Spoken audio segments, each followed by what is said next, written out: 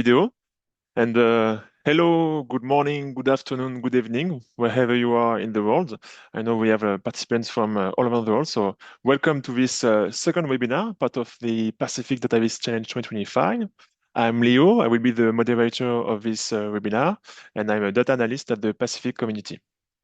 So before we start with the different presentations with our speakers, I have a few rules to mind the good understanding and flow for this webinar. If you have a question, you can ask the question directly in the chat, and then we will ask it to the speaker. But if you want to ask your question directly to the speaker, you can do that as well by raising your hand.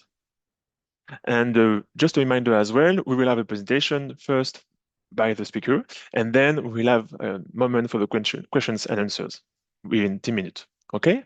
So don't be shy. This is a discussion. We really want to have like a lot of questions coming from the audience, and thanks everyone to come to this webinar. So I will just share my screen to share with you my few slides.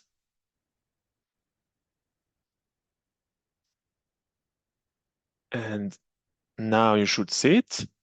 So welcome to this second webinar for the Pacific Dataviz Challenge 2025.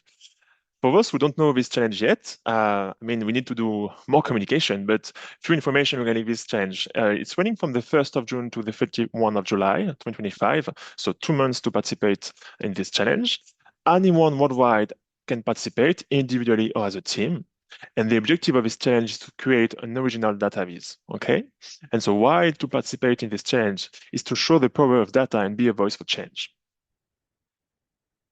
We have different prizes this year to win with a total of 15,000 US dollars.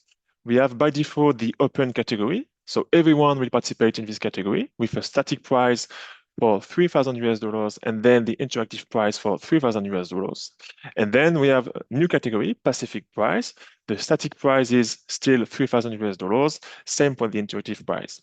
And now we have as well the Pacific Youth Prize to encourage our young ones to participate in this challenge with a static prize and interactive prize, both with 1,500 US dollars. And then you can win as well a beautiful trophy, as you can see on the left on the image. And you will have just a preview of this trophy because one of our last winners is in this webinar today. Alessia will show you her beautiful trophy. So wherever you are in the world, we will send you this trophy. I make sure of that. During this challenge, if you want to participate, you will work on data, and the data is coming from the Blue Pacific 2050. So it's a theme, a powerful theme for the Pacific, because it has been built with all the ministers in all the Pacific, with SPC and other crops. So for instance, Pacific Island Forum Secretariat. So it's a strong strategy to get a more resilient and strong Pacific for fighting the climate change. With few words, it's a long-term vision for peace, security, and prosperity in the Pacific. It strengthens regional unity and a collective Pacific identity. We have different focus areas and focus on the climate change, ocean health, and economic development. And then if you want to explore the data, you can be guided by an implementation plan and the 2050 dashboard. So which data to use? All the data you can access and use for this Pacific Dataviz Challenge is available directly on the website, okay? But everything is as well on the Pacific Data Hub. There's only one rule if you want to participate in this challenge. You need to use one of the datasets we provide in this competition. This is the only rule we have. If you want to use another data, it's as well possible. You can combine data from the Pacific Data Hub with other datasets, but it needs to be open data. So it's a very short presentation, but I wanted to, of course, promote this challenge because we get more and more visibility each year. And thanks for all the webinars to come to this wonderful webinar today. You can follow us directly on the website, of course, to have all the information you need to participate in this challenge. But you can follow us as well on LinkedIn, Facebook, Instagram, and YouTube. And for instance, on YouTube, you will find all the different recordings regarding the launch conference, the first webinar we held 2 weeks ago, if you're interested to see the different speakers we had before. But you can see as well all the videos regarding, for instance, the exploration of the datasets, how to make a nice Dataviz, this explanation of the theme, etc. So all the videos to help you to make a nice Dataviz.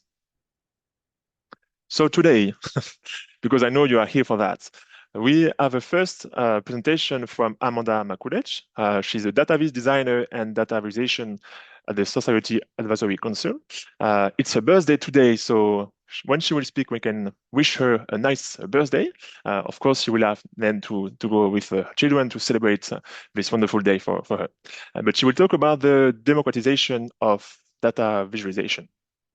Then we have Alessia Musio. So Alessia Musio is a freelance information designer and professor, and she will be talking about freelancing in Dataviz behind the curtain. Then we will have a talk with Shelly Cheng. Shelly Cheng is a staff design engineer at Visa, and she will talk about bespoke to backbone evolving Dataviz from story to system. Okay, and finally we will, last but not least, speak with Yuri Zaremba. He is a product design director at Ford, and we speak about AI in Dataviz. So thanks everyone, and just as a reminder, feel free to ask questions. But before we start with the presentation, I just have a little game, and if you are used to it, you know how it works. I would like you to play with me on Slido. So here, if you can see my screen, there's just a QR code you can use to connect directly with this little form. It's just one first question because we are all interested to see, like, where do you come from? And so to see all the countries we have here in this webinar today.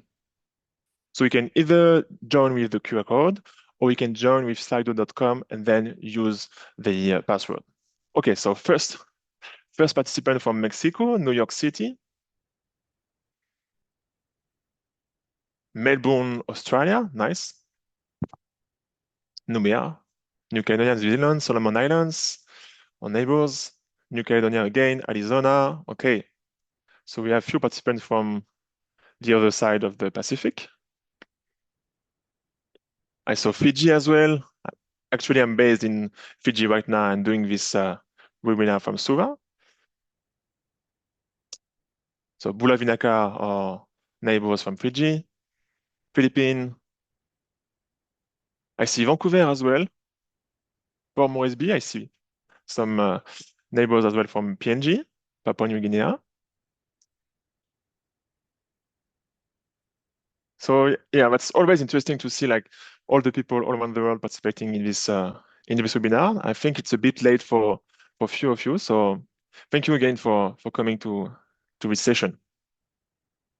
Ah, yeah, New Zealand as well, of course. Our neighbors from here, from the Pacific. Okay, thanks. I see as well Kiribati. Thank you, Yvonne, for answering this first question. And to know a bit more the audience, and it's as well to help a bit our speakers, I have a second question to see the level of, the audience regarding data visualization. So how would you rate your current knowledge of data visualization on a scale from 1 to 5? So let's see what we have. So, just to help as well the speakers, to sometimes maybe adapt their speech depending on the audience.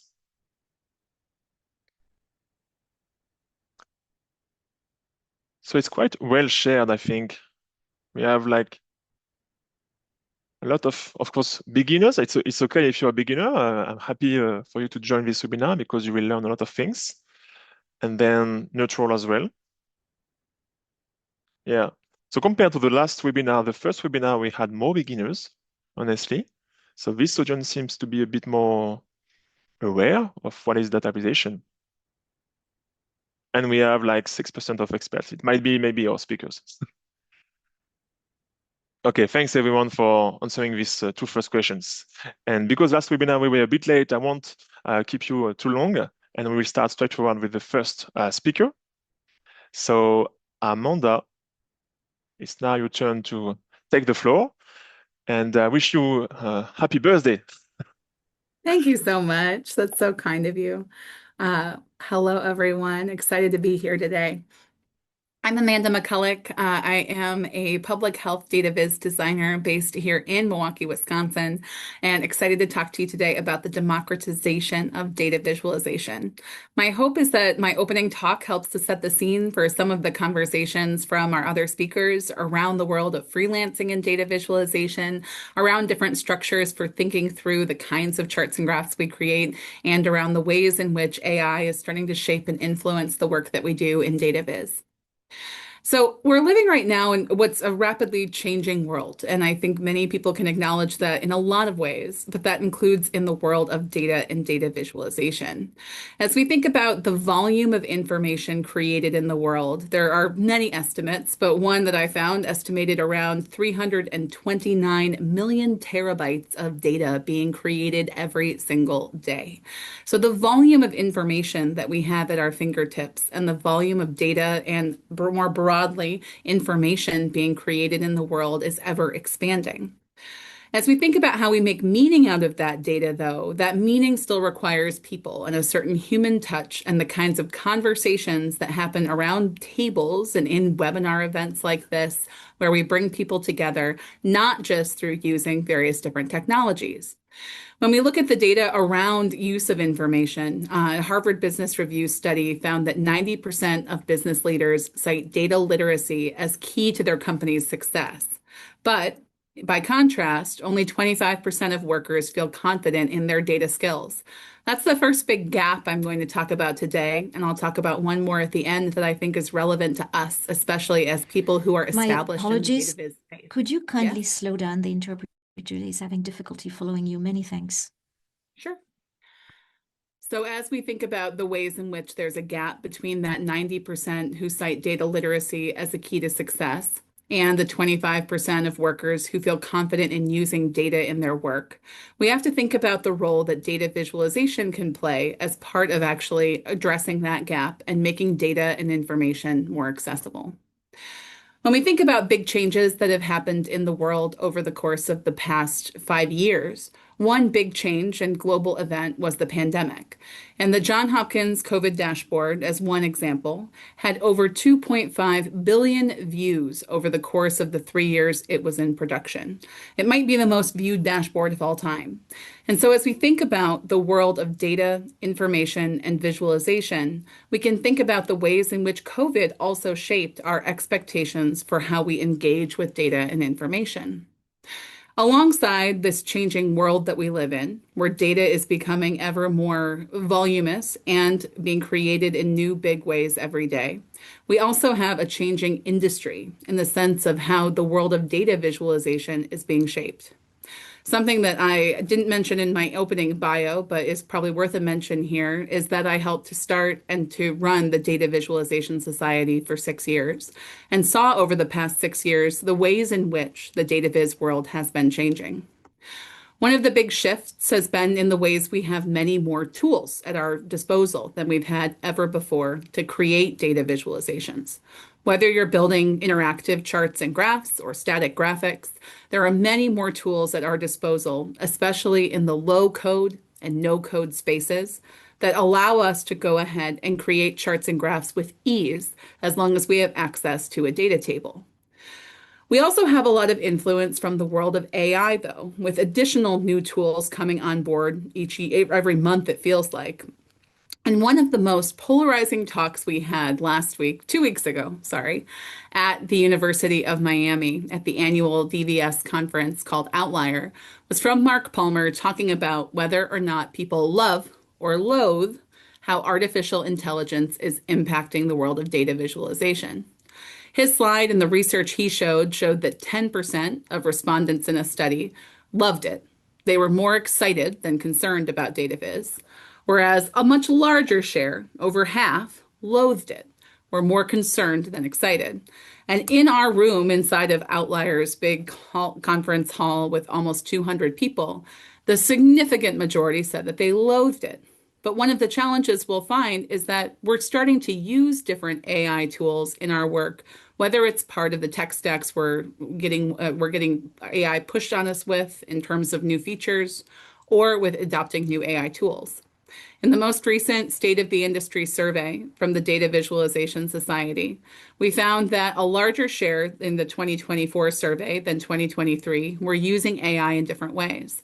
And when we look at the ways people are using AI tools, it's more for data prep and cleaning and data analysis than for creating the data visualizations themselves.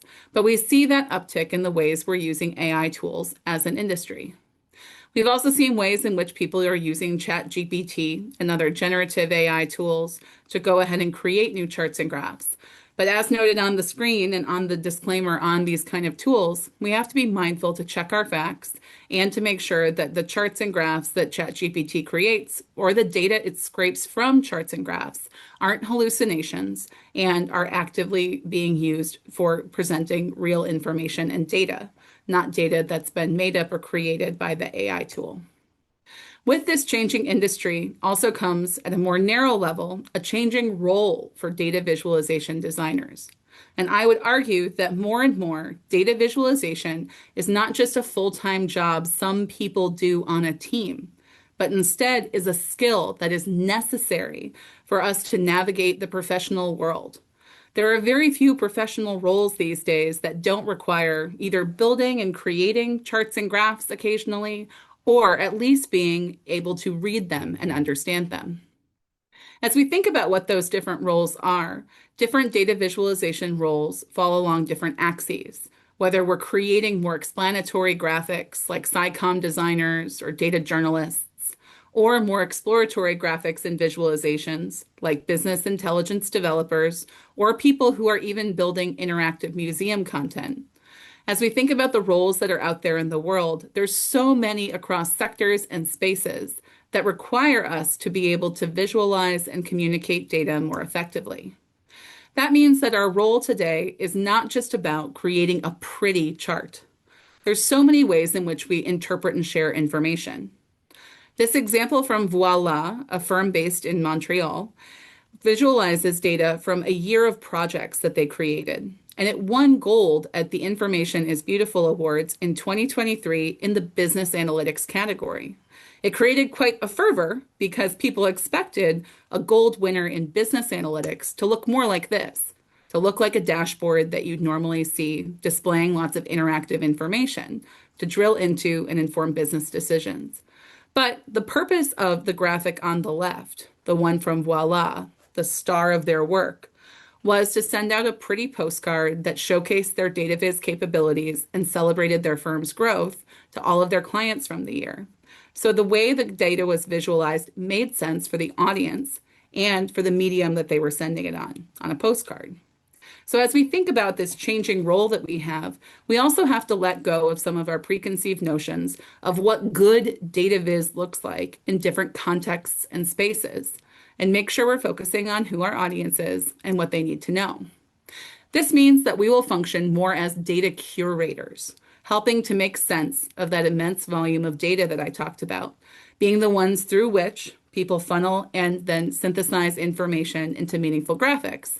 And yes, I may be a bit biased that curation is a key part of what we do, since it's part of my job working in public health. But I think it's an important way of reframing our work.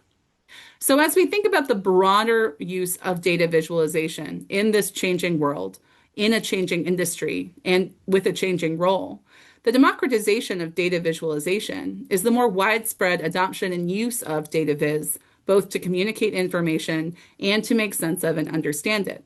So is this democratization good or bad? And we have to ask, for whom? So for data visualization creators, people who are building charts and graphs and dashboards, perhaps many of you who said that your expertise level is at a 3 or above for your data viz skills, is this a good or bad thing?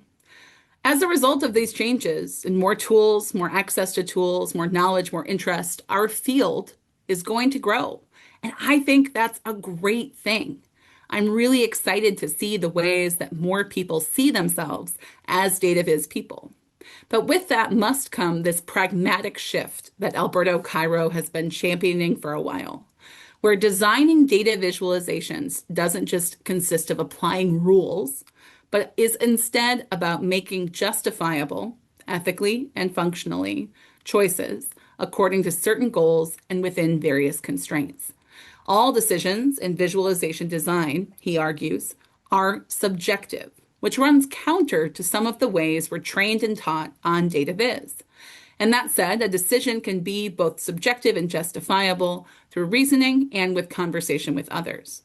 And what Alberto's saying here, and what I think is so important for us as Dataviz creators, is that there are fewer hard and fast rules today around how we visually communicate data, but we need to be able to explain why we made the design choices that we did. That requires that we give more thoughtful feedback and are open to conversation with people, with other designers, asking questions and being curious about what it is they were trying to do. That can include looking at the data, the chart choice, and the design decisions that were made, and asking questions like, what are the objectives for this data visualization? What are the related design elements that help to meet those objectives? Are they effective at achieving those objectives, and why or why not?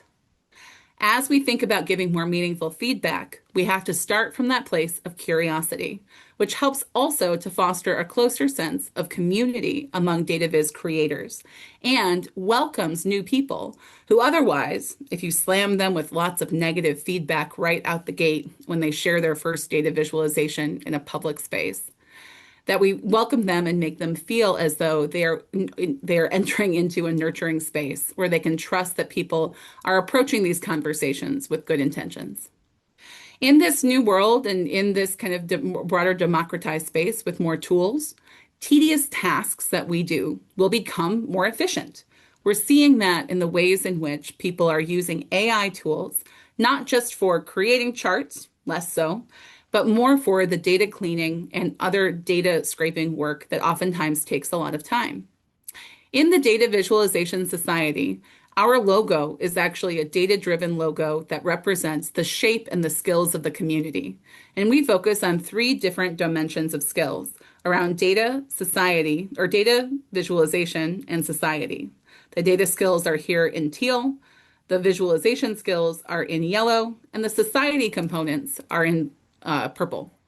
But as we think about what will become more efficient and less tedious, the analysis, collection, and cleaning of data will inevitably become more efficient and less tedious. And this, I think, for creators is also a good thing. But as we think about those shifts and changes and ready access to tools that make good-looking charts easier, our value proposition will change. We'll evolve from being people focused on creating individual charts or graphs and instead broadening out and leveraging other skills around things like storytelling, communication, and discovery work that helps people discover and explore patterns in data.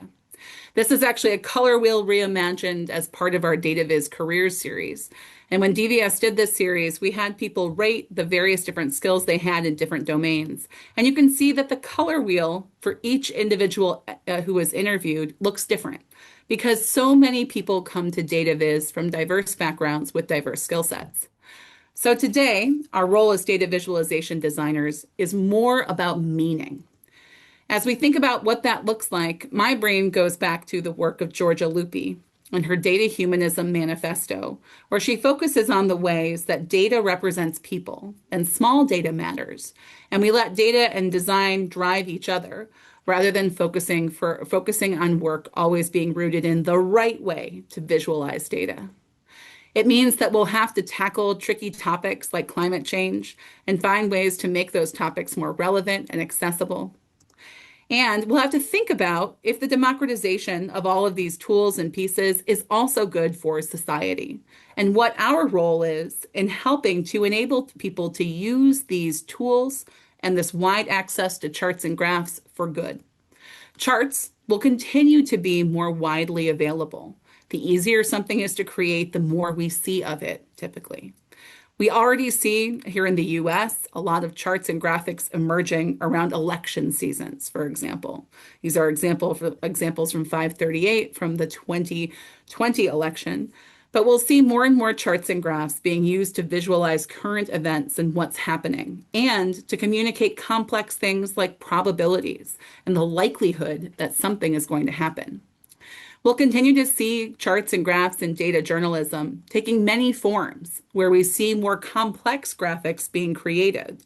If you think back to COVID, John Byrne Murdoch in the Financial Times making log scales accessible to people was incredible. And so we'll continue to see a growing visual variety of charts, which hopefully will raise the engagement and data literacy of our readers.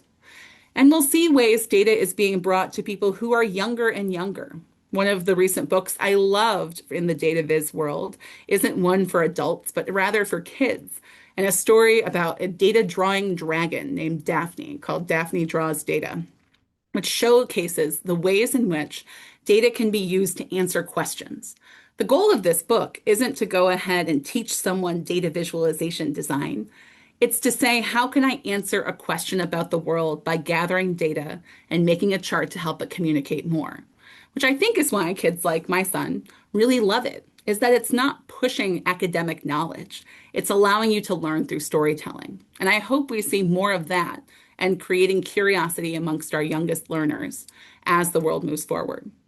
Our charts will continue to be more complex, including in public health, where we'll take complicated things like the social determinants of health and look for ways to bring them into data visualization design through more complex indices like our social vulnerability index that we used during COVID to understand the vulnerability of different counties in the US, and to make more complicated graphics like these bivariate color maps that actually became somewhat common during COVID.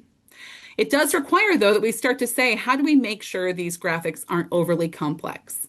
Can we simplify them to communicate pieces of information? For example, focusing on one specific section, or even where geographic data is available, ask, is geographic data meaningful? What else would I need to know? Maybe here I focus in and say, what's happening in Georgia, where there's a lot of vulnerable counties that are also lower vaccination status, where we can start to try different chart types like this bee swarm plot. And that allows us, compared to the map, to go ahead and see a quick outlier, ask a question about where that outlier is, here, Chattahoochee County in Georgia, and then go look at a map and find out why they might have a much higher vaccination status than most counties in that area. Here, recognizing that they're almost entirely occupied by an Army base, where the Department of Defense was requiring COVID vaccinations. Having the curiosity to ask questions and to visualize data different ways to help you figure out what questions to ask will be an important part of our role as we help translate data for society more broadly. Last, we're going to engage with data in more novel spaces and forms.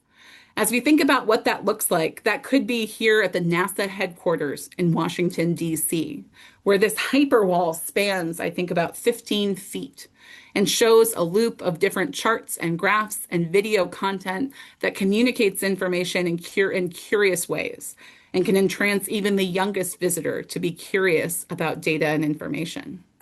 We see that in more novel formats like using novel materials, like Amy Cecil's Dataviz, where she created charts and graphs using Play-Doh as her medium. Or even more labor-intensively, work like Rahul Bhargav's work with community data, where he has done projects like welding a table out of flatware to raise conversations about food security in his own community, setting that table up at a farmer's market to talk about food insecurity and accessibility. We see that in the work of award-winning visualizations like Dorsey Kaufman's Ripple Effect, where she helped to communicate information to different groups about the water clarity and water safety in various different areas by showcasing what those numbers were in ripples in a bowl of water created through sound. And we've seen that with people like Georgia Lupi, who have taken really creative and personal approaches to visualizing things like long COVID, where her New York Times article featured individual brushstrokes of paint representing different kinds of symptoms that we see mapped over a long period of time. And in her work around that article, she reflected on the fact that we don't always want to use novel forms. Some information will always be best conveyed in a straightforward bar or line chart, particularly for audiences that don't have time to engage deeply. And time and attention is a challenge that we will continue to face. And as data literacy expanded, especially post-pandemic, that demand for intuitive, quick to grasp visuals naturally increased. That isn't to say not to use these novel forms, but to be mindful of where and with whom you're using them. But in the midst of all of these changes that are exciting, we need people to be more careful readers of charts and graphs. The lack of data visualization literacy was ranked as the biggest challenge facing Dataviz creators in this year's annual State of the Industry survey by the Dataviz Society, where it's our biggest challenge that we face as creators. And we have to consider what happens when data and stories or anecdotes are competing for attention and for an audience's trust. This little messy graph in the background is a network graphic looking at how anti-mask sentiment moved during COVID in a great research piece done by Crystal Lee at MIT. And Joss Fong has also done some exceptional data storytelling, diving in and trying to bring together stories, data, and anecdotes in video content to communicate data differently and to help people connect the dots between individual lived experiences and what the data says, and how we reconcile when those two things, our lived experience, especially with something like climate change or COVID that are very politicized, actually is counter to what the data shows. And we have to be mindful that the data visualizations we're creating can often include the issue of missing data or data that's been omitted or was never created in the first place. And Mimi Onuhua actually has created an entire project around this library of missing data sets. So as I think about all this missing information that we have to grapple with in a world of rapid access to information, where you can ask an AI tool a question and for a data set, I go back to a professor I had in grad school named Bill Bicknell, who always told us to remember the melon lady. And this came from his own time as the Commissioner of Public Health for the state of Massachusetts, based in Boston, where he noticed that there was a lot of whole fruit being thrown away from the cafeteria at the end of every day. And one day he started picking up and taking some of those cantaloupes and melons out of the kind of bags next to the dumpster because he didn't like to waste food. Did he need that food? No. He was the Commissioner of Public Health and a certified physician who was a practicing physician. But he kept taking some of those melons day after day. And he had a janitor approach him in the hallway and say to him, Dr. Bicknell, did you know that there are some people who actually rely on some of that food and taking home some of the kitchen leftovers that is part of how they feed their families? And it made him think really deeply about the ways in which his seemingly just innocuous action was actually impacting someone else who didn't have a seat at the table, and about the ways in which a janitor approaching the Commissioner of Public Health was a huge testament to the importance of having open conversations with people across our organizations. It doesn't take someone with a title to have meaningful and useful information to influence how we act. So are we as creators and readers of charts really ready to meet this moment where we have this increased demand for information, but increasing access to tools to build charts and graphs? One of the findings of this year's Global Data Literacy Benchmark from Data to the People showed that there were too few leaders in the data and Dataviz world to support the learners who were curious and wanted to build their data skills, with only 13% of their surveyed populations showcasing the leadership and coaching skills to grow other people's skills, and 37% of their respondents being data curious, wanting to learn. So that's a challenge, but perhaps that's also an opportunity for us. When we have all these leaders, we have a small number of leaders compared to learners, we can think about the things we like to create, maybe some of these more novel concepts and charts, but there's also the reality of what people actually need to know. And simple charts meet a lot of those needs. So as we continue to build different charts and innovate in this world, let's go ahead and find ways to communicate and help others build and read simple charts with elegance and ease. And in doing so, we need to foster a culture that balances technical innovation with ethical responsibility, thinking about all those big picture things I've mentioned, and focusing on the people behind the charts, both creators and audiences alike. one of the greatest ways to engender trust in data visualizations is to make it clear and transparent who the creator is and what their motivations might be, which is why all of us being more available and vocal and present in explaining our charts and graphs can be so powerful. You can read more about some of our thinking around this changing world in the paper called The Fourth Wave, which talks about the ways in which the democratization of data visualization brings different opportunities and challenges around things like a shared language of charts and viz, embracing these non-traditional forms, engendering trust, embracing complexity, and prioritizing ethics in the work that we're doing. And so I'd welcome that you check that out. Go ahead and take a peek at the Dataviz Society if you don't know us as the Professional Association for Dataviz Design, whether it's a skill or a full-time job for you, where we nurture, celebrate, and advance the world of data visualization. And if you'd like to keep up with me, you can find me doing some final work on my new book for the fall, Dashboards That Deliver, if you're a dashboards person, or chatting about everything Dataviz on Chart Chat, and on my Viz Responsibly newsletter, which I welcome you to keep an eye on if you're curious about some of the ethical questions that we've talked about today. With that, though, I'll go ahead and come out of screen share mode and welcome any questions that folks have, recognizing that we're close on time, and I want to be mindful that our other panelists have a chance to chat too. Yes, thank you very much, Amanda. It was very interesting. I think you gave us as well some idea about buying some books for our children. So thank you for that as well. And I see we have our first question in the chat. And so I will read it, and in case I can repeat it if you don't hear well. In your experience, what are the most important practices for embedding ethical considerations in client-facing dashboards or public database projects? Those are two very different products, right? Client-facing dashboards and public Dataviz projects. So let me take them each one at a time, because I think there are some overlap, but they are distinct. So in client dashboards, when the goal is to meet some kind of design requirements that hopefully you've been part of curating and setting around a goal for building an exploratory analysis product. And I think of dashboards as data software, right? They're data products, analytical products. As you think about the ethics of those kind of projects, you're going to have to think about the governance processes inside the organization.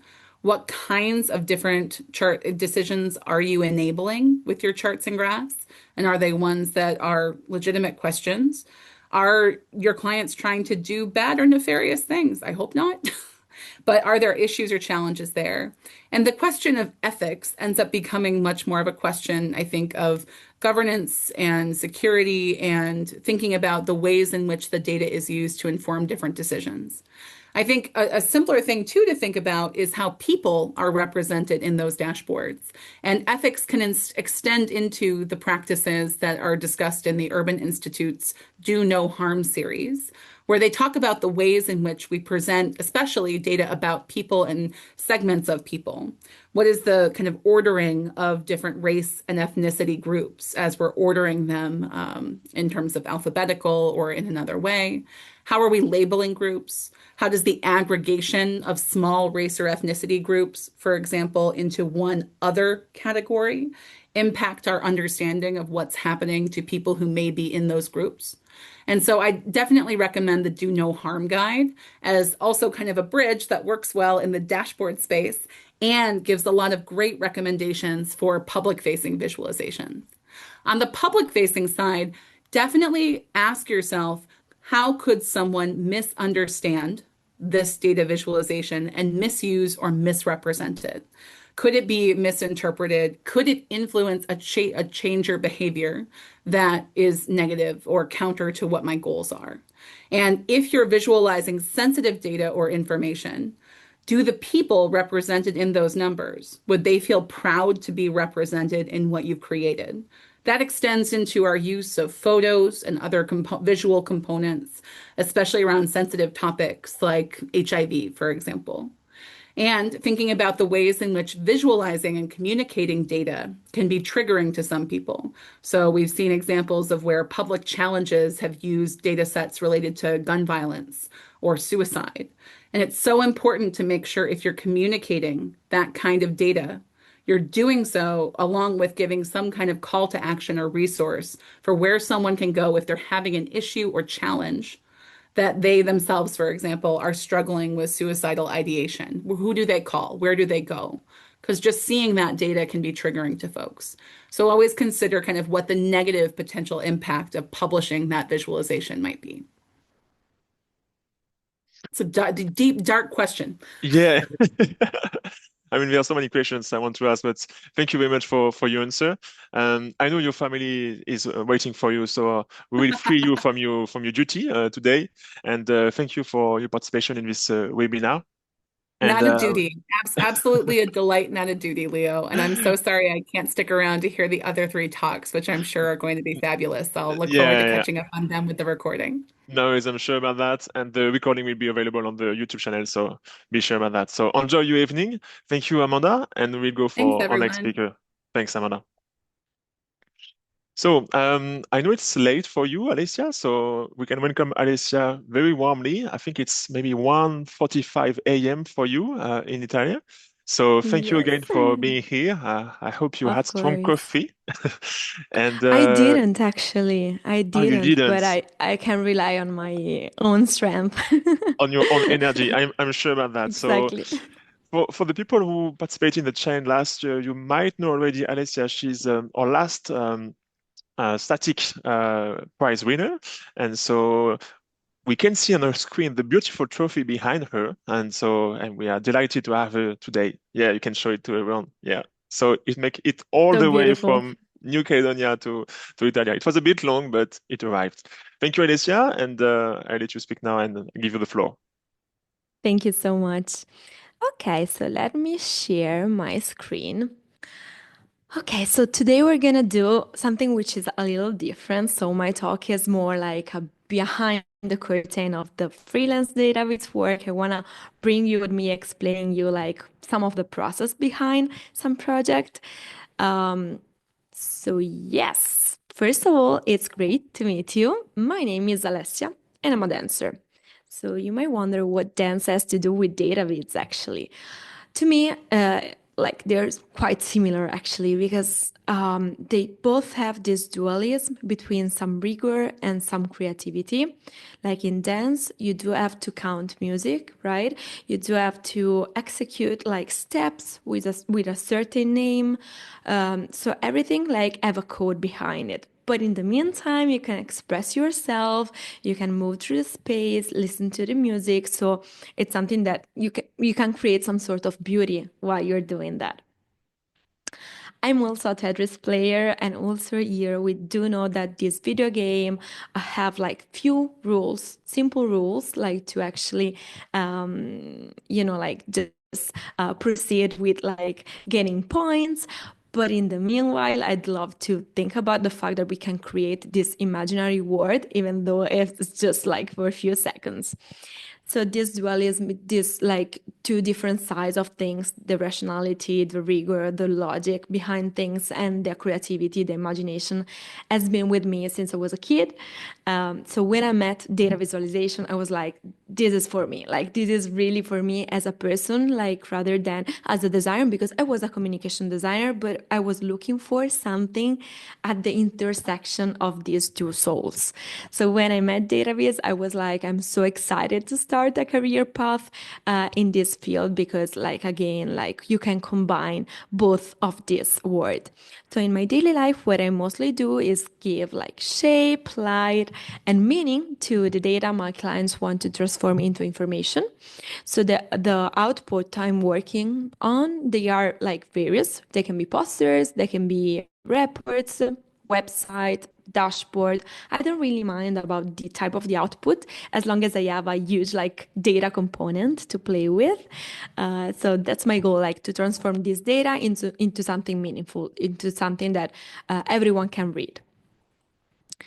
I am also like a teacher. Like a few years ago, I started teaching at two universities here in Italy. I do, of course, teach data visualization and information design to my students. And in class, we mostly work on like some projects such as posters, explaining like social topics, but always with like keeping in mind the storytelling approach and like, like having the human side of data really highlighting this static output.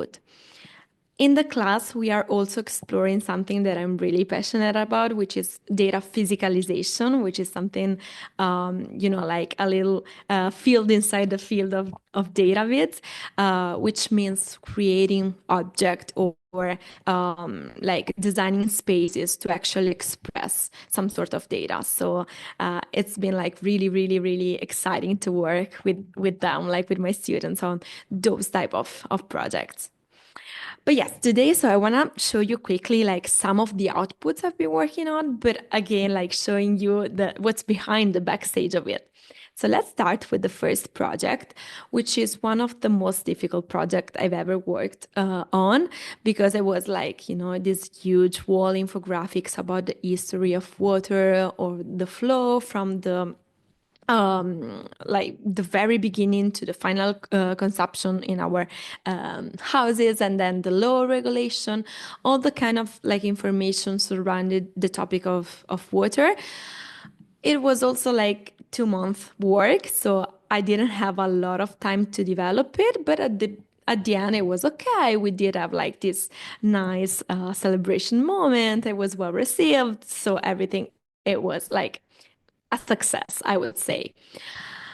But so when the clients came to me, they were like, okay, we want to do this wall infographic about water. And I was like, okay, so what data do you have?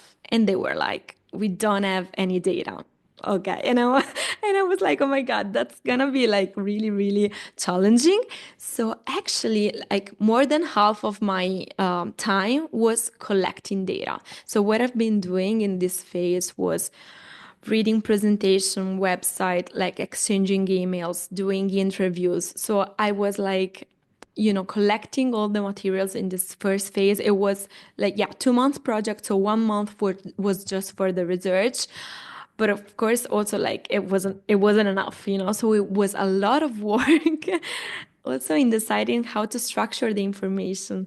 So sometimes you think about the design work and you think it's just designing charts or visualization on Illustrator or some other tools, while the majority of the work was really on the collecting of the information and was in structuring the storytelling of the pieces, actually. So it was really, really challenging. And also something else that I wanted to share, when I first entered the space, oh my God, it was huge. And I was like, I'm not gonna make it, right? Like it seems impossible.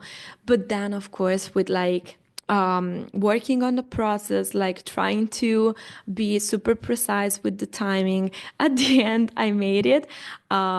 A lot of sleepless night, I have to say, but I'm super, super satisfied. So yeah, this was just to share that sometimes you perceive and you just look at the final project, but yeah, behind of it, there's a lot of data work.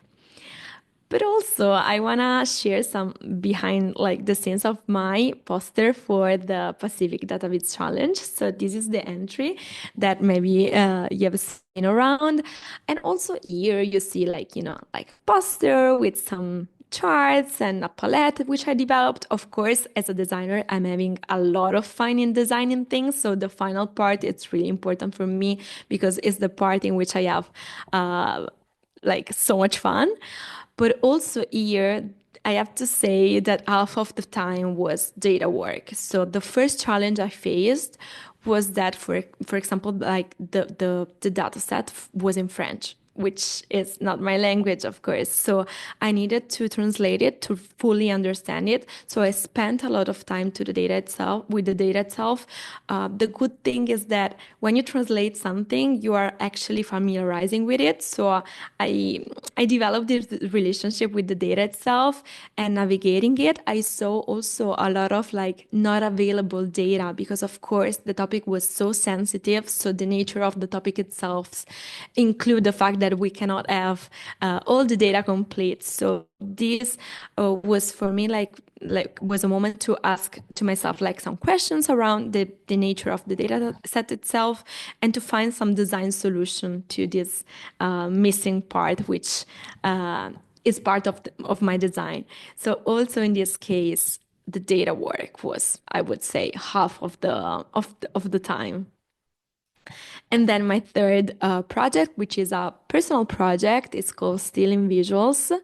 And it's actually like Instagram page in which for 1 year, 2023, I posted each week a post combining pictures and like some Dataviz like on the pictures itself, answering questions. So it was just a way to explore a little bit this connection between photography and data visualization, and also to prove to myself and to all the designers out there that the word itself is the main source of inspiration for us. So, it's a playful exercise to experiment a little bit with this approach. So some of the posts are more serious, like about like serious topic, I would say, but you can see, like a little mountains, which resembles a line chart, such as some staircase. Some of the other like posts, they were like more on the visual storytelling side of things. So they were not really charts. In some of those, the database part was like more clear in a way. But yeah, I wanted to give like an overview, to experiment, to just prove this point about the inspiration. So yes, these are some shots. They are still online if you're curious. They are 52, of course, so once a week. But the backstage, yes, the fact is, at the beginning, I was like, okay, I can manage this project. It's a side project, but it's not going to take long because it's faster. It's something that I love. The reality is, I've been working on it a lot of hours during 2023 because sometimes creativity like is a little difficult like to tackle because not always it's like you do have an idea and you realize it, right? Like sometimes you have to look at these pictures a lot of time to really understand what you can say that week, that specific week. And also being consistent every week for a year is not easy. So while like posting this picture, I was annotating the planet date on the top left, but then I was also collecting data on like me being late in the posting of some of these pictures because some weeks I simply couldn't make it like in time. But this like taught me again like how consistency can be so hard, but at the end I made it, and it's okay that it's not perfect, and it's part of the process.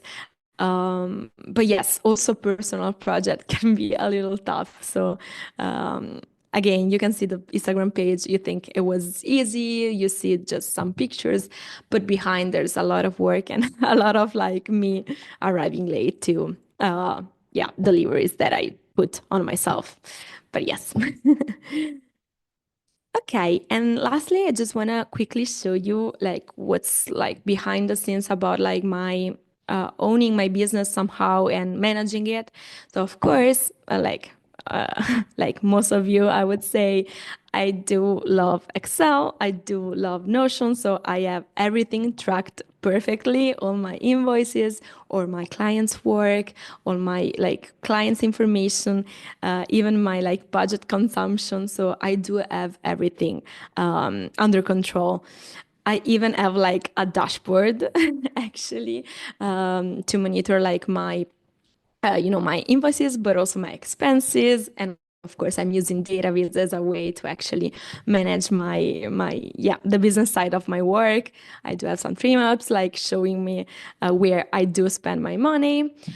But the fact is, out there, there's a lot of entropy, like a lot. So here you can see some screenshot of some slides, like of some emails, sorry, like that I sent to some clients. We do have the English version. We do also have the Italian version, and it's basically me asking to pay my invoices every time because, again, I'm trying to be super organized, but the word out there is not like this, is a little confused, which is also the beautiful part of it, but sometimes it's a little frustrating. For example, in this case, it's in Italian. We don't have to read it all, but you have to say to know that this starts the 7th of July of 2023, with me like actually delivering some of the fixing I've been making on the dashboard and like just attaching the invoice. And then the client saying on July, like, yes, we're gonna pay it, no worries. And then October with me asking like, is this paid? And then like having troubles. And then November. And then at the end of November, we finally made it. And this is the invoice amount, so 75 euros. So this is also to say that when you scroll on like, freelance design portfolio, Instagram pages, you do see the final project, but behind there's a lot of like confusion, a lot of like things that you have to handle. But again, it's the fun part maybe. So yes, I just wanted to bring you with me behind the curtains a little bit. So if you do have questions, I'm happy to answer. And I hope it was helpful for someone. If not, I hope I make you smile somehow. So yes. Grazie, Alessia. Honestly, I think the audience felt your passion around this Dataviz and around the subject. So thank you very much. I see already nice comments, wonderful insights from your presentation. And we have a first question from Aman. How do you structure this discovery and briefing sessions with clients who have limited experience working with data or design? Nice question. Yes, that's a really nice question. First thing I have to say, you really have to plan it, right? Because you cannot take for granted that like the initial phase is gonna be smoother. You do have to plan to spend some time at the beginning with the clients to actually educate them in understanding their needs, because sometimes they simply don't know it like clearly. So my suggestion is really to plan some time, some meetings, some long meetings to really understand why we are working together, why they want to visualize data, what's the goal they are aiming to reach somehow. It takes time, I would say. It's a process at the beginning. Like from my side, it's a little frustrating because, of course, to me, it's clear. I can see the vision of it. I can also see like the interesting information and data they have. It simply takes some time to educate them to relate with a designer, which is also something, and to trust you. That's also like a little step more. So yeah, like my suggestion would be just to plan sessions at the beginning, but to not underestimate that time. Thank you, Alessia. We have a few questions coming, so I will go straight forward to the next one. Question from Sophia. How do you know how much to charge to your clients? No, I don't know. That's also a reality check. Actually, you think about freelancers and you think they have the ultimate process to actually quote things. The reality is it's really difficult and you learn by doing it. So what I usually do, I do have an hourly rate and a daily rate, and I try to understand what the project is gonna take me or how many days.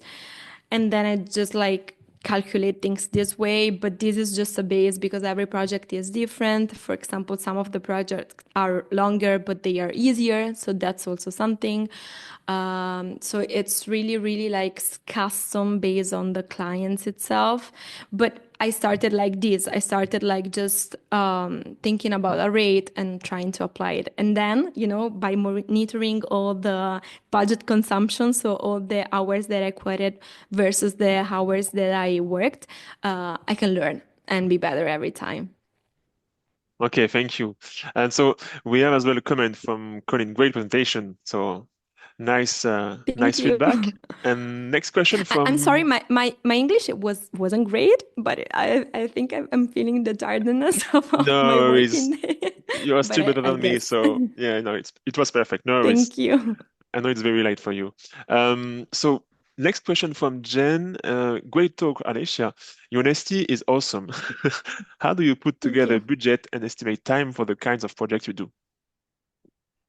Yeah, this is actually that's a real challenge. Like it's similar to the question like above about the estimate time. I have to say that most of the time the clients have a deadline. So the clients came to me like, we need to finish this by the end of this month, for example. And then my decision is like, do I have the time to take the project or not?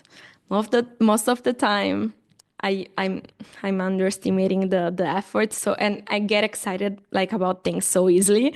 So I always say yes, which is not a great advice. So if you had to take something like from this conversation is the power to say no when you cannot really have the time to do things. At the beginning, I guess that you can force a little bit yourself, like, because you're at the beginning, you do have a lot of energy, you have to learn a lot.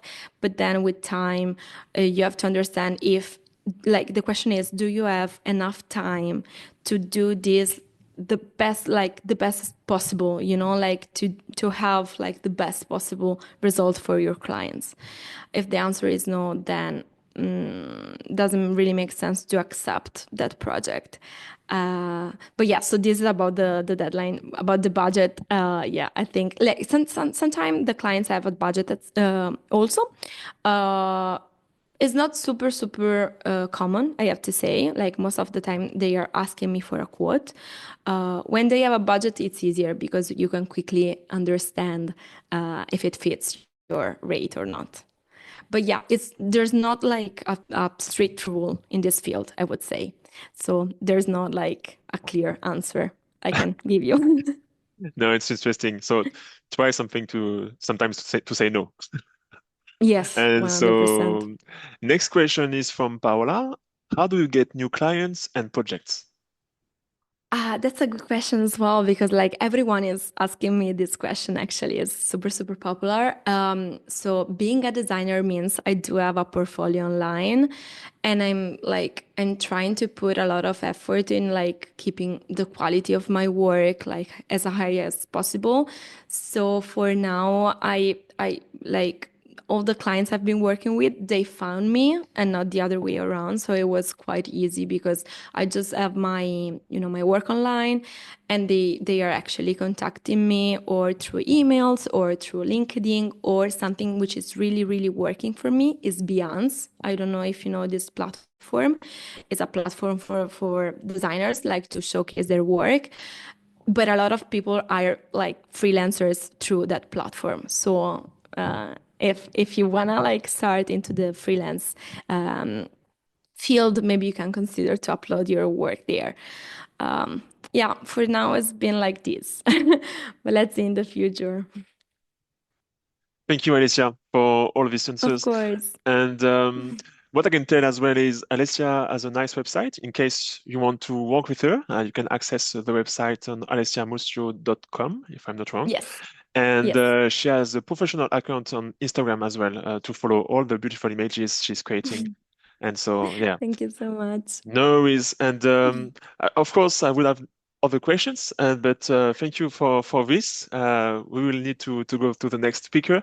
Thanks again, Sure. Alessia. And if you feel the need to sleep, no worries, we won't judge you.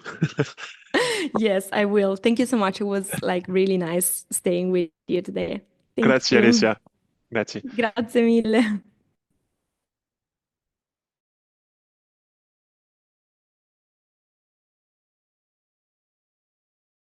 Sorry, I was mute. We'll go now with Shelly, our next speaker. I hope this time I pronounced it better. So thanks, Shelly, again for being with us today. So now I will give you the floor and you can share your screen and unmute yourself. Thanks.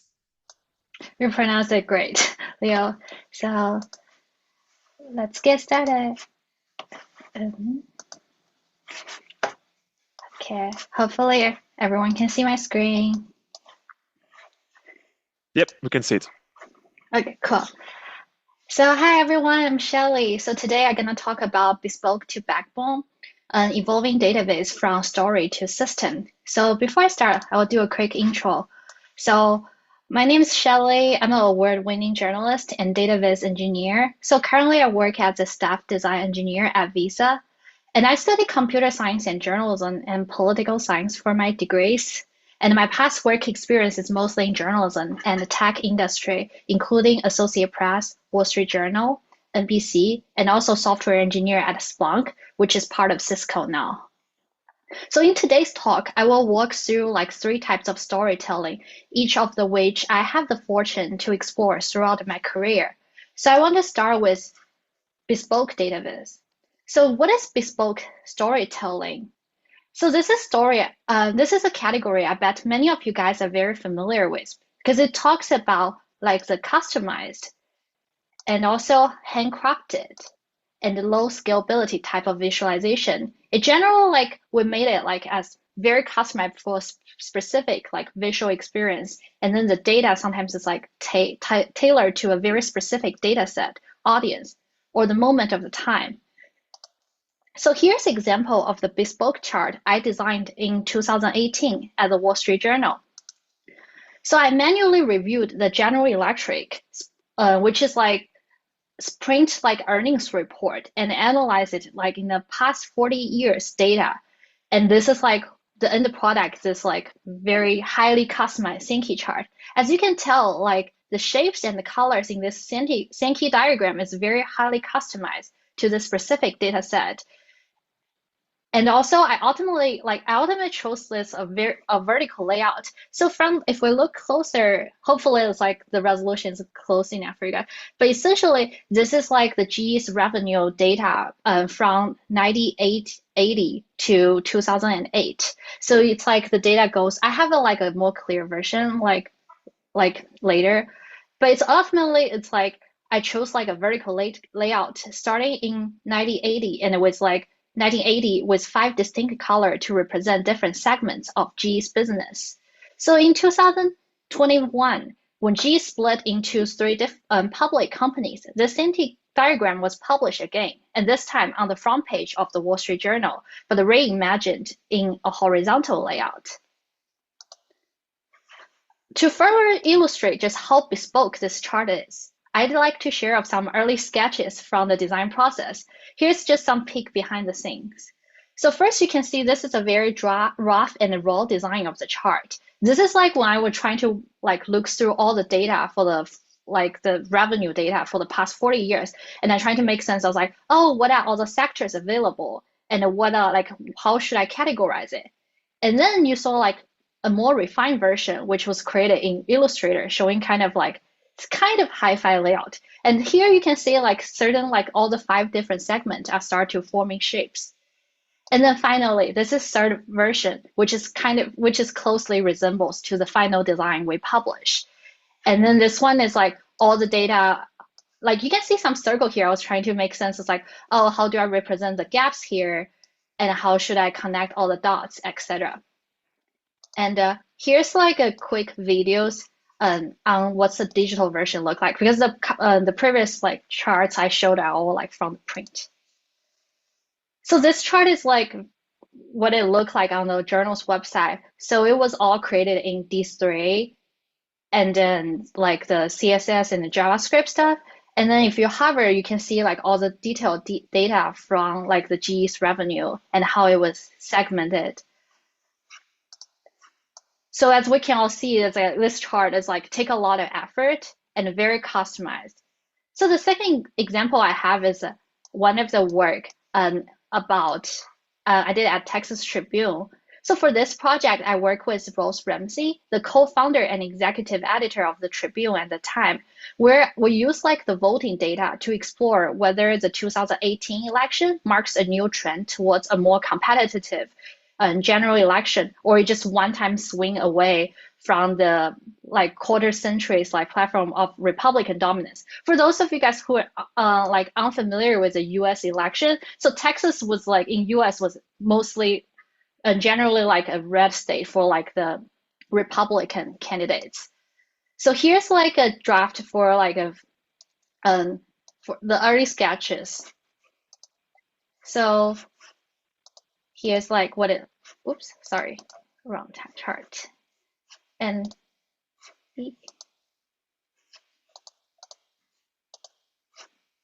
so here's what what it look like. So essentially for this story, we created like a highly customized like index called the heat index to clearly visualize like which district are more competitive or not. So we started this story with like a Texas state map. And then we show like how which are Democratic leaning district, what is a Republican leaning district. And then we divide it into like the 4 different categories, where it's like hot means like the race was very competitive, and the cold means like the race is not competitive. Then we build up the narrative and showing the example about like how a particular district can swing, how it like changes from different competitiveness. And then we repeat like the steps for Texas Senate and all. And then also with the similar examples, and then with Texas House, and then we do like just basically because essentially it's like we take the time to build up the story so that the readers can comprehend this like heavy like election data. And then in the end, we have a place where user can search their address, and then it will show like their particular district, like for their house and also for their Senate, and also for their congressional district, how their particular like district was changing over time. So for this project, Alberto Cairo, the Knight Chair in Visual Journalism at University of Miami, actually wrote a blog post about the story and even called something similar to be done about Florida, which is a different state in the US, in his blog post. So it was definitely one of the highlights of my early career. Let's do a quick summary. So for the bespoke Dataviz, it means like it was very customized per story. And then the design method is very handcrafted. We have a very high editorial voice and a low scalability. And then it was very good for like one-off narrative-driven stories with like the example I showed earlier, like the GE Sankey chart. So I want to talk about the second Viz category I want to talk about. It's actually called the template storytelling. So this template storytelling is more I want to use this category to refer to like which those type of Viz, which is like reusable within a domain. We have like some predefined templates, and it has some medium like scalability. So one example of this is like the Associated Press election coverage. So at AP, we cover like every race in the US, like from the Iowa caucus in January to the general election last year in November. So our election table and maps are reused across many different states throughout the year. So in that sense, we have to scale our visualization for repeated use. So here is like to further show this example. So here's like 2 screenshots I took from like our California president page and Florida president page. As you can see, like this 2 pages is literally having the same like element. It's the same table, and then it has like a map of that state. But just like one is like a Democratic candidate winning, and then the other one is like a Republican candidate winning. So in that sense, it's like we can't like rebuild all the 50 states their page from scratch, right? We have to have one element, and then we just have a template, and then we easily reproduce it at scale.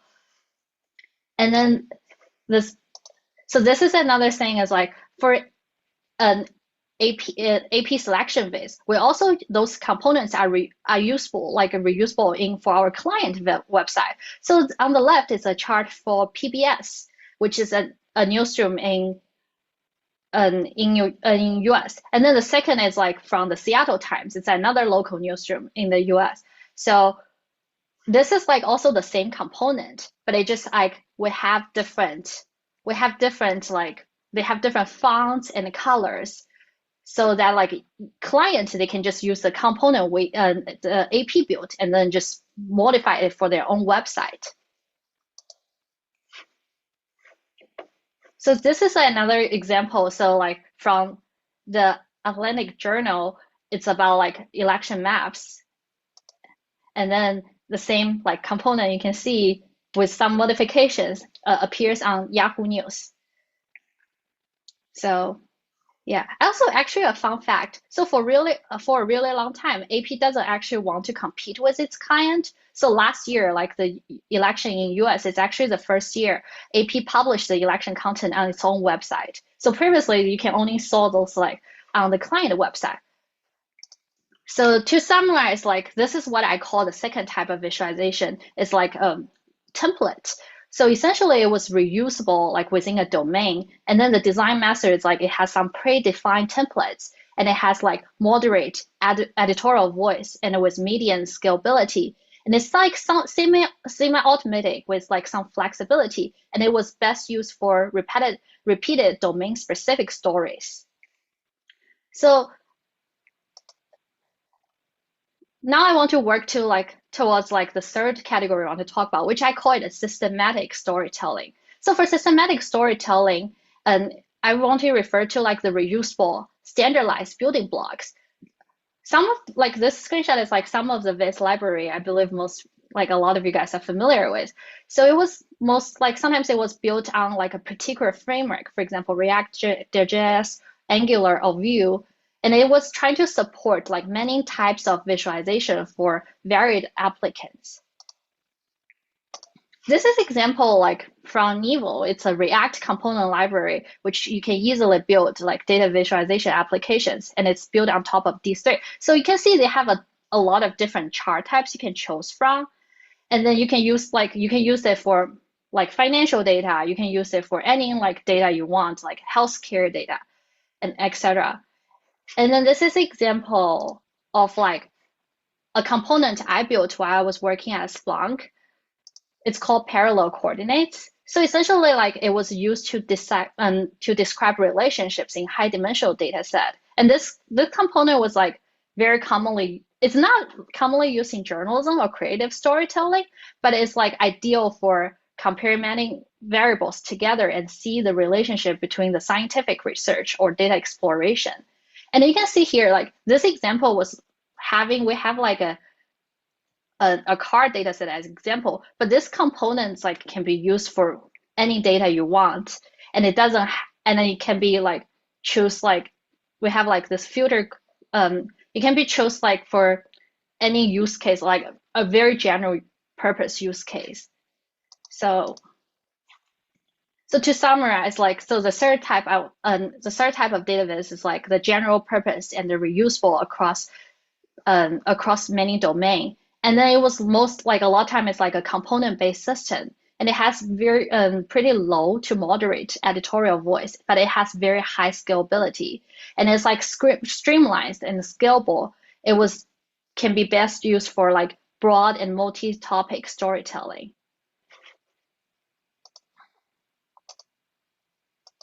So I think the question is now is like, I want to have some open-ended question just for what's future.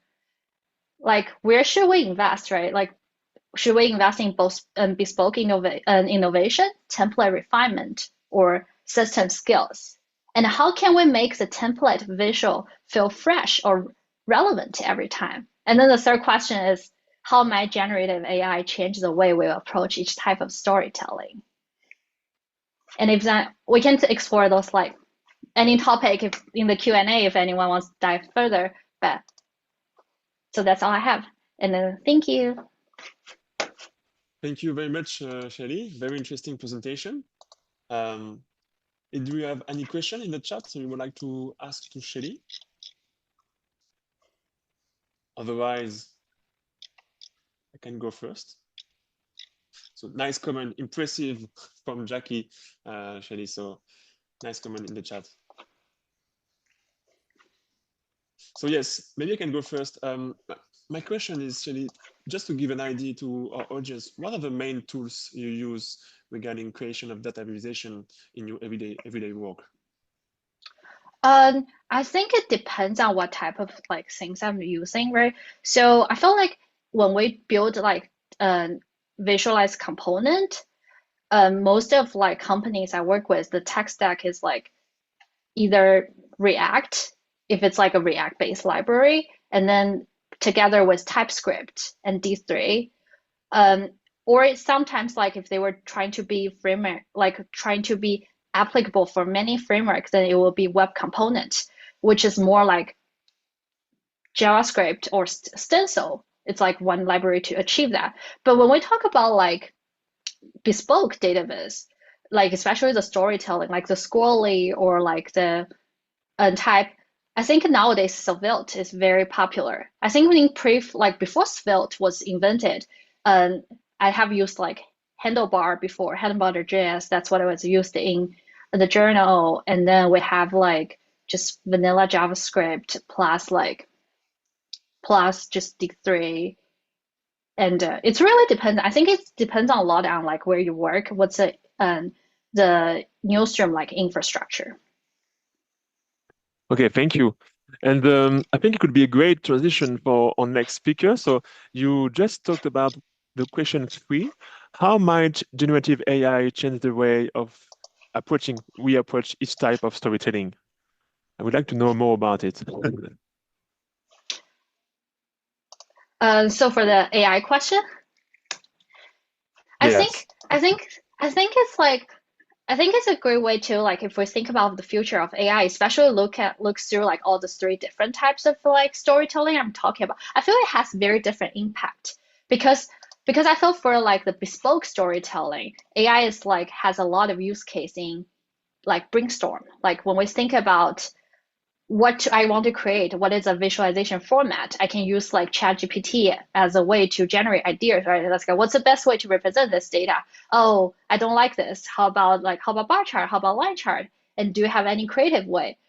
And then, but for like the systematic or for more like engineering type, like component wise, I feel AI comes handy more like, especially nowadays, like Copilot or Cursor, if you heard about all those like coding, like AI software. So it helps a lot by increasing like the working efficiency for the developers so that like they don't have to write repetitive code. And it's like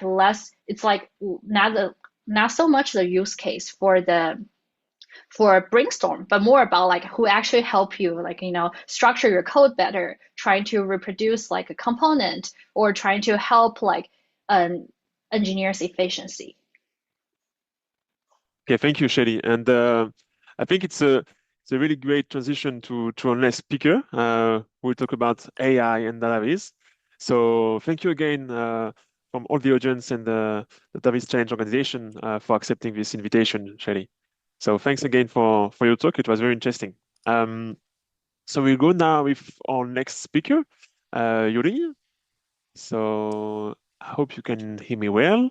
And yeah, I will give you the floor. And thanks again for accepting as well to be part of this panel. Over to you, Absolutely. Yuri. Can you hear me okay? Awesome. Loud and clear. That was great, Shelly. Thanks for also teeing up some things that I'll be also talking about. Last 3 speakers provided a ton of really great content, so hard act to follow, but I'll try my best here. So today I'm going to be talking about using AI to ideate data visualization concepts. My name is Yuri Zaremba. I'm actually not a data scientist, and even though I've done a lot of data visualization in my career, I'm not like a data visualization specialist. However, as a UX design leader, both as an IC as well as a director, over the years, I've led a lot of different visualization products. So I provided some examples here during my time at Amazon. I worked on a lot of health tech visualizations when I was launching their health wearable band. When I was working on Meta, I worked on a lot of visualizations having to do with ad tech. At eBay, I did some financial related visualizations. And most recently at Ford, I've been doing some really exciting visualization around performance, namely around off-road and Raptor telemetry. So data visualization has very much been like a common thread across my career. And my goal today is to build up your exploration bias in 10 minutes or less. So something that I feel very strongly about, like in my line of work as an interaction and UX designer, as well as that I impart into anyone that works for me, is a quote from Linus Pauling, which is the best way to have a good idea is to have a lot of ideas. And the reason I'm located in the Seattle area of Washington State in the U.S. And the reason I have a fountain here is an old manager of mine gave me some advice that stuck with me in a very good way, and that's where everywhere you go, be a fountain of ideas.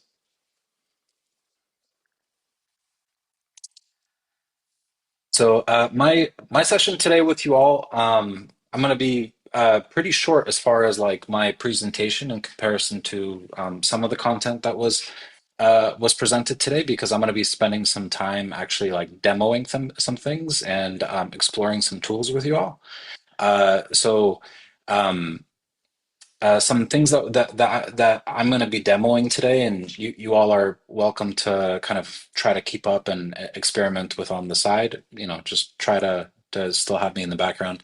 Is you'll need whatever your favorite AI LLM product is. Hopefully, I don't have to explain what ChatGPT is at this point. If I do, you are very far behind. But whatever your favorite LLM product is, I'm going to be doing some demos with Gemini, but like whether it's ChatGPT, Manus, Claude, whatever your jam is, it really doesn't matter. And then I might be introducing some of you to this new wave of AI builder tools that's become very prominent in the design world. Some of you have probably already played with some of these or heard of them. For some of you, this might be the first time that you're coming across it, but I'll be showing how far these AI products have come in the past several months, not even years. And then finally, kind of tacking on to something that Shelly mentioned, is it's going to be increasingly important for everyone to understand the different libraries and resources online that you can tap into that are interactive. I'll be referencing D3 today, which is also the one that Shelly had mentioned. But there's a lot of different visualization charting libraries. So I'll mention these again as we come across them, but we'll be touching on some of these categories today.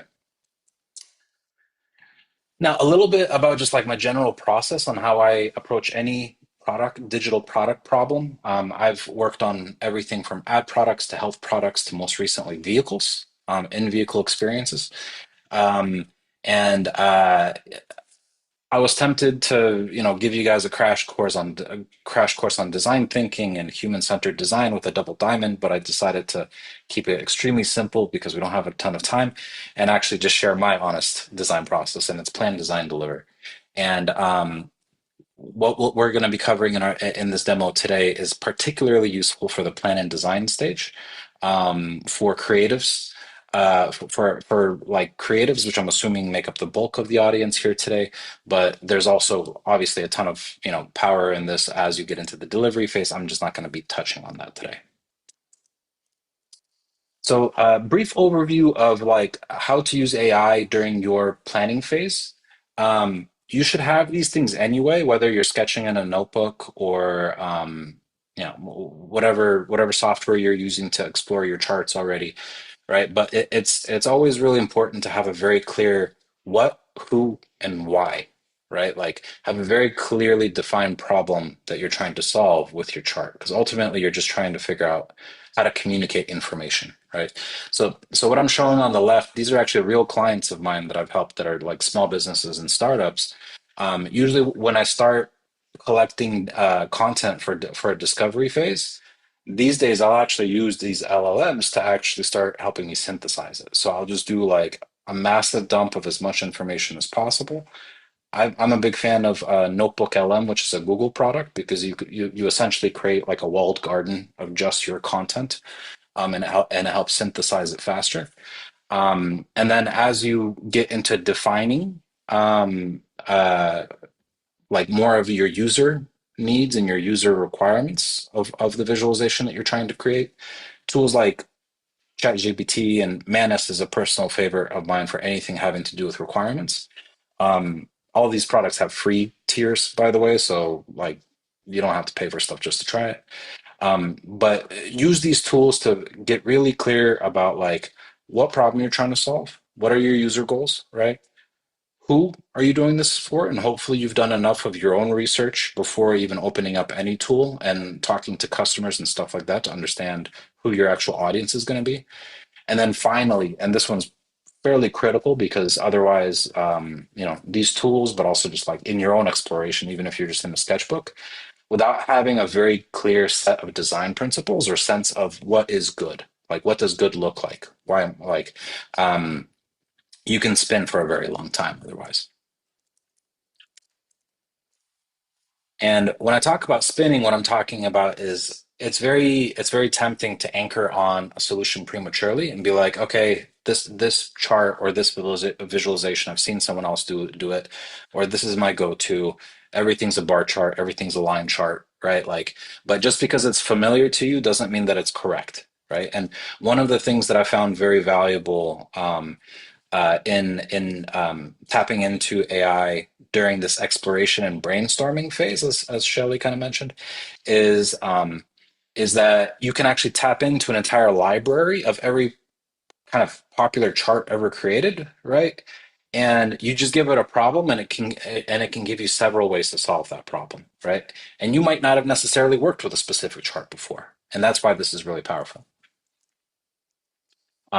So stop spinning your wheels on trying to make a chart work just because you've used it before, and focus on breadth.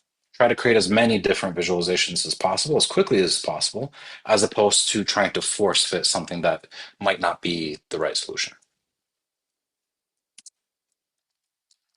And then getting into the design phase, that's when we'll get, and I'll demo all this stuff in a second, but once we get into the design phase, right, like that's where you can actually explore these different conceptual models that you'll get pointers from your AI. You can start talking to your partners, your customers, seeing if it's communicating effectively, and you can refine your thinking. So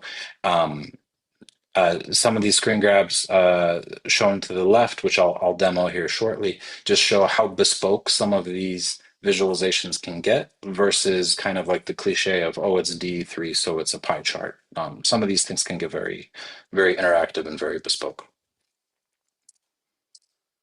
And as I mentioned, it's really important to go as wide as possible, especially in earlier stages of your design process, and kind of forgetting about AI for a second, right? Like in the real world at big companies, right, you have to do this manually anyway. So like something that I'm showing here on the right side is when I was doing data visualization work at Meta, I ended up creating over 12 solutions of data visualizations, as I kind of got into exploring what we would ultimately move forward with, and that was best received by customers, which is shown on the bottom. But whether you use AI or not, either way, like TLDR, explore as many visualization options as possible before picking your favorite. And then finally, once you're in the delivery phase, right, like you have a specific set of data that you're required in this exercise, in this challenge to use, right? So just like being ready to actually make that swap. But one of the great things about using these AI tools is that they'll have mock placeholder data that you can swap out until you're actually ready. Cool. So I just did a lot of talking. Let's actually look at a demo, right? So I'm into cars. I'm into race cars. I've been working on Ford Performance, so I hope that that's obvious. But I'm also a big motorsport data nerd and help a startup on the side.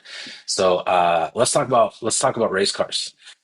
So a prompt that I pulled together using that what, who, and why that I mentioned earlier is what graph types, and then it's important to mention which library you want to tap into, right? Like usually it'll do it on its own, but I like to actually specify it. What graph types available via D3 would be most appropriate for visualizing F1 pit stop durations during last season? And an F1 pit stop is just like when they change their tires or they service the car. It's very important during a race to pick your moment. And then here, making it clear like who you're actually making this for, right? And this is like, again, whether you use AI or not, you should be figuring out like who is your actual audience. So clarifying that, and hopefully that is informed by you actually doing research and talking to your users and customers.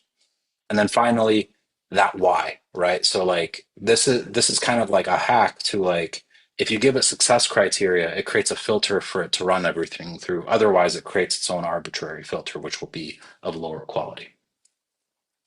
So what I did, and I ran these through earlier, just so you guys don't have to look at spinners, but I copied and pasted exactly what I just showed you all into Gemini, right? That kind of structured who, what, why, right? And then using that very limited content, and the more context you could provide it, the higher quality the output is going to be. But using that fairly limited context, right? It gave me 3 different visualizations, right? And so you could technically just ask it to create the visualization right in line, right? And it did here. One of the visualizations, it's interactive and all that good stuff. But one of the things that isn't really effective to me about these inline solutions provided by Google and ChatGPT is it gets really hard to actually like work on them like as a project, right? And these ultimately end up becoming projects. So I like to actually ask it to prepare the prompts for a builder. A builder is a product like Vercel V0 or Lovable. I believe there's another product called Builder.io. Today I'll be demoing V0. But I actually ask it to output each of the 3 ideas that it had suggested. If you had other ideas that you also wanted to create, it could also do it for you as well. And then just copy paste this whole section, right? Like, and then when you go to a product like V0 or Lovable, one of these builder tools, it's just like ChatGPT, you just have a big text box, right? And then I like to actually create 3 different instances or tabs because it's going to create 3 completely different prototypes. And the magic here is that these things are not actually designed to just do visualizations. So if you just ask it to do a visualization, it's actually like this tool is overkill for it. So you actually get like it works really quickly because like it's designed to build like an entire app or website or whatever, and you're just asking for a visualization. So I found that like for visualizations, it's actually a very effective tool to use. So using those 3 prompts that I copied and pasted from my LLM, right? I pasted them here, right? And just hit enter or whatever, right? And when you do that, it starts thinking. This is familiar. I'll just speed forward because I already did this. But you can see I didn't do anything other than just that original prompt, right? So just showing my work that I didn't mess with this or fine tune it. This is like the V1 that it outputted. And it's not bad, right? Like all of them are interactive. It's using placeholder content that's realistic, right? It's important to note that I'm not using this as a source of truth. I'm using this for taste making, right? You want to have an idea of where you're going to get the actual real data once you've made a design decision on which of these you want to explore further, but don't just assume that the data is real, right? Like this is really just about taste making at this point. It outputted, the dumbbell plot that we asked for. It outputted the bar chart that we asked for, all interactive, right? And it outputted the plot chart that we asked for. So because you have gone through the exercise of defining what good is for your product, and because you're talking to your users and customers and getting feedback from as many people as possible, you're building your own opinion on which of these to move forward with, or maybe you're finding that none of these are the right ones, right? So you just do more research and you keep on doing it. Do it 5 more times. Create 12, right? Like I usually, like, when working on digital product, start to figure that we've done enough exploration until once we have a minimum of 7 conceptual models that we've considered, right? So don't think that, oh, I've done 3, this is comprehensive. It's like, no, do 20, right? Like build conviction by doing and prototyping. And then to get into the delivery piece, right? Like once you feel good about something, the great thing is that like everything is deployable and you could put it into your GitHub. Full disclaimer, I've never used GitHub in my life until 2 months ago, right? Like I thought it was a developer product. It sounds very intimidating. It's not. So don't get scared that I said GitHub. It's really freaking easy. You just push a couple buttons and it pushes it all out for you. But the great thing about this is that like now you have source code that you can figure out what to do with and put it anywhere you want, right? And just to kind of tie a bow around this before I get into Q&A, is I just wanted to show because like earlier I showed just some screen grabs of this, but this is actually a real local space startup that I've been helping. I've replaced their real name with a placeholder name, but you can see that it goes pretty far beyond bar charts if you make your requirements specific enough. Like these things kind of start to get into bespoke territory, right? Which it takes more effort to get to. Like this is probably like 10 to 12 rounds of incremental improvement in, but everything from custom flowcharts to even rendering like a legit 3D D3 Earth graph with an orbital elevation and satellites floating around using real-time data, right? This is some of the stuff that we weren't able to do just a year ago without an engineer. Yeah, so to bring it back to my prezo, if you didn't get anything from this, the takeaway is avoid anchoring early on a single idea. And this is something that any designer is just something that like you outgrow over time, whether you're a data visualization designer, a graphic designer, a UX designer, it doesn't matter. As a creative, right? Like it's tempting to anchor on something as soon as we understand it and as soon as it makes sense in our head, but resist that urge and go as broad as possible, whether you're using AI or just sketching in a notebook before picking your favorite. And that concludes my talk, and I can open it to Q&A. Thanks, Yuri. Very nice, interesting presentation, and thanks for the demo. I mean, it's crazy how you get this visual quite easily just by using the prompt. So thanks very much, and yeah, and strongly encourage everyone to follow him on LinkedIn as well. He's sharing nice things on the social network. So if you have any question to Yuri, you can ask him on the chat, or you can raise your hand if you want. And yeah, thanks again for the presentation, Yuri. Absolutely. And if we don't have a question yet, maybe I will be the first. First comment, a lot to explore later. Yeah. Yeah, I'm sure we have still some work to do after this presentation. So first question from Steph. Yuri, can you talk about what other advantages there are with using a Boolean tool? Is it the ability to iterate, or is there more? Sorry, can you say that again? Yeah, sorry. I missed the middle part. Yuri, can you talk about what other advantages there are with using a Boolean tool? Is it the ability to iterate, or is there more? I'd say it's the biggest advantage that I can think of just like off the top of my head is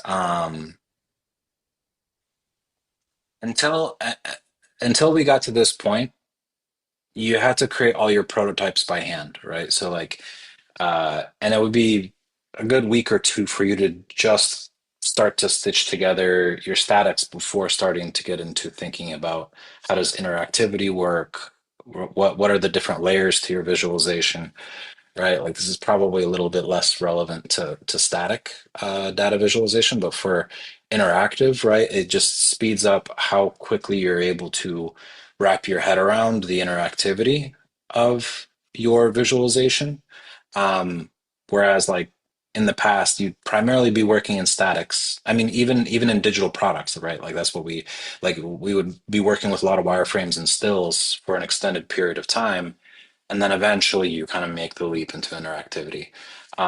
Because it goes so much faster and it helps you brainstorm so much faster, it kind of flattens the prototype and blends it into your thinking of when you're just thinking about like your high level static experience. And a lot of the time that interactivity might kind of stoke you to go explore further and further and further, where maybe it wasn't very compelling before the interactivity. Maybe it felt like you wouldn't have expected it to be a front runner to being the right solution.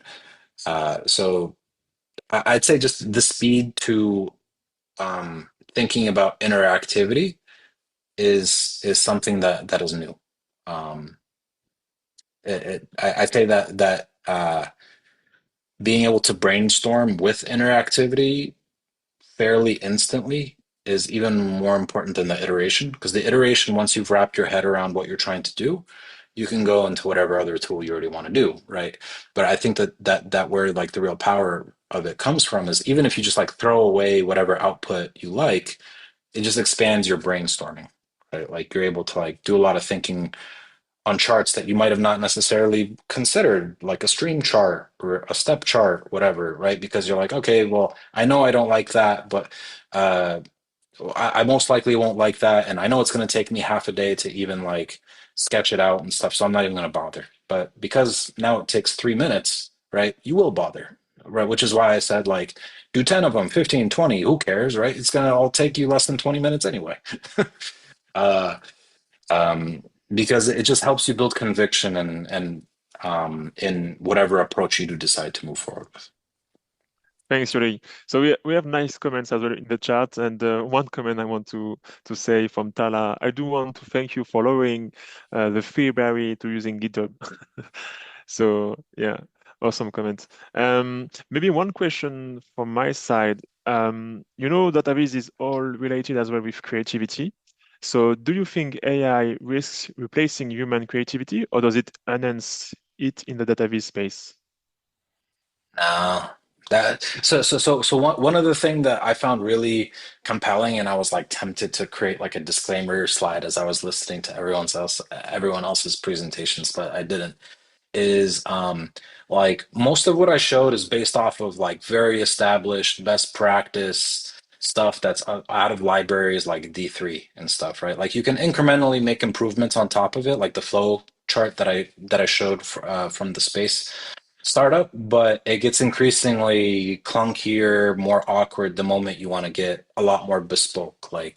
Um, uh, like in the earlier presentations, there were a lot of like much more bespoke, much more creative, like one-off. Like one visualization will be created, and maybe another one never gets created again, right? Like an AI is not going to be able to get there, but that might be the most effective way to communicate it.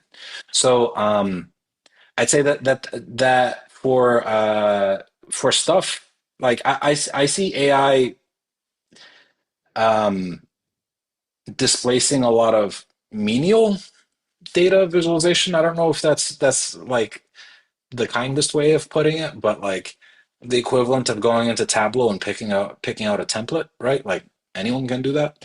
Um, but I don't see it kind of like crossing this net new barrier of bespoke data visualization anytime soon. And I think that there's always going to be a market for that. It's just going to be a premium market. Thank you, Lori. Thank you for your honesty on that. And do we have any last question on the chat before we conclude? We are right on time, so Good job, speakers. You were right on the time regarding all the presentations, so thanks for that. If we don't have any more questions, I would say we can conclude now.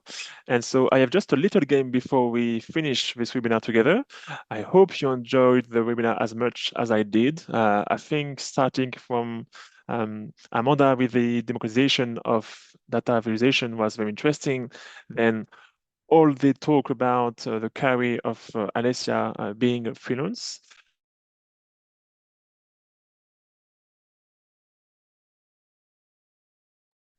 Sorry, I was mute. But yeah, the talk with Shelly was very interesting as well for inspiration for future participants in the Dataviz challenge. And now finishing with AI and Dataviz with Yuri, I think as well, it's kind of a great inspiration if you just can use a prompt to create Dataviz and help you produce your next entry for the Pacific Dataviz challenge. So thanks everyone. And I will just share my screen to play a little game with you before we finish. So here, I would like to ask you one last question, guys, if you're okay. So still on the Slido account, okay? I would like you to say see you soon in your own language. It's a little game I want, and I like to do before we wrap up the webinar because it's just nice to see all the languages we have all around in the world. Catch you. Yes, I prefer to see you soon to tell see you soon because I think goodbye is like we won't see each other in a long time, which is not true. I hope to see you soon in the next prize ceremony. Will be on the 18th of September for the Pacific Dataviz Challenge. So you can already register on the website if you want.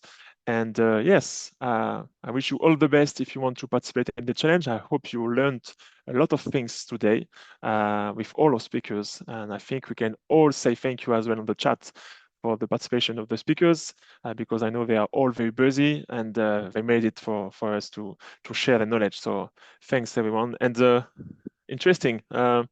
If I had to say it in my own language, it could be Kenavo Aveshal, but now I see as well Sotatare, Tiabo, Kitakits, Nos vemos pronto. So yeah, that's just nice to see all this diversity of the languages. So no worries about the recording. If you missed a part of the webinar, you can still see it directly on the YouTube channel. So the webinar will be available early next week for those who missed the first part, for instance. And if you want to watch again the first webinar, it's already available on the YouTube channel. So everything is there. You just write Pacific Database Challenge and we find it. And if you miss any information, you want to see the presentations again, it will be all there. Okay. Thank you for all the comments on the chat and very happy about all the things we learned today. And I wish you a wonderful day, maybe a night, evening, whatever, wherever you are. And yeah, hope to see you soon online or in person somewhere in the world. Thank you all and all the best for the Database Challenge this year. Vinaka, Malo, merci, thank you. Thank you, Thomas. And see you soon, guys.